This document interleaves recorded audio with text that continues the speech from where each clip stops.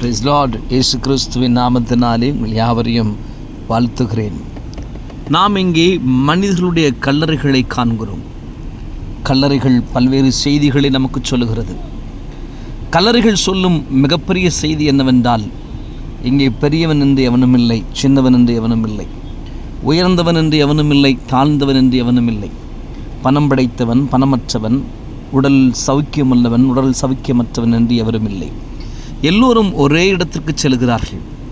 வேதாகமம் இவ்விதமாக குறிப்பிடுகிறது, மனிதனே, நீ மண்ணாக இருக்கிறாய், மண்ணுக்கு திரும்புவாய்.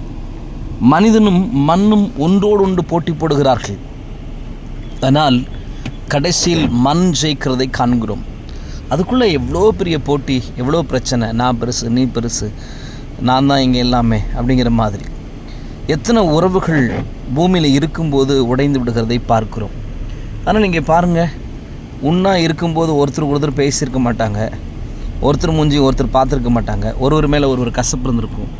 ஆனால் இங்கே அவங்க விரும்பினாலும் விரும்பலைனாலும் கிறிஸ்து மறுபடியும் வருகிற வரைக்கும் ஒன்றா தான் பக்கத்தில் படுத்தாகணும். யாரும் என்ன செய்ய முடியாது, நான் இங்கே படுக்க மாட்டேன், என்னை மாற்றி படுக்க வைங்கன்னு சொல்ல முடியாது. காரணம் என்னென்னா, மனிதனுடைய சுவாசம் நின்று விடுமானால் அவன் வாழ்வு அவ்வளோதான். அப்போ ஆண்டவர் சுவாசம் கொடுத்திருக்கிற போதே சக மனிதனை நேசிப்போம், ஒருவருக்கொருவர் அன்பு செலுத்துவோம். அன்பு ஒன்றே மாறாத ஒன்றாக இருக்கிறது.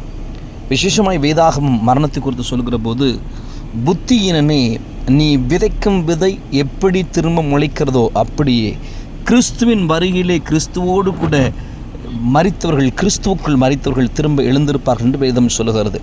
அப்படியானால் கிறிஸ்து திரும்ப வருகிற போது மரித்தோர் திரும்ப வருகிற பிரகாரமாக இருக்கிறபடியினால் நீங்கள் அந்த கிறிஸ்துவின் வருகைக்கு ஆயத்தமாகும்படி இயேசுவின் நாமத்தில் உங்களை கேட்கிறேன். மரணம் எப்போது வேண்டுமானால் நாம் சந்திக்கலாம், கிறிஸ்துவின் வருகை எப்போது வேண்டுமானால் நடக்கலாம். காத்திருங்கள். காட்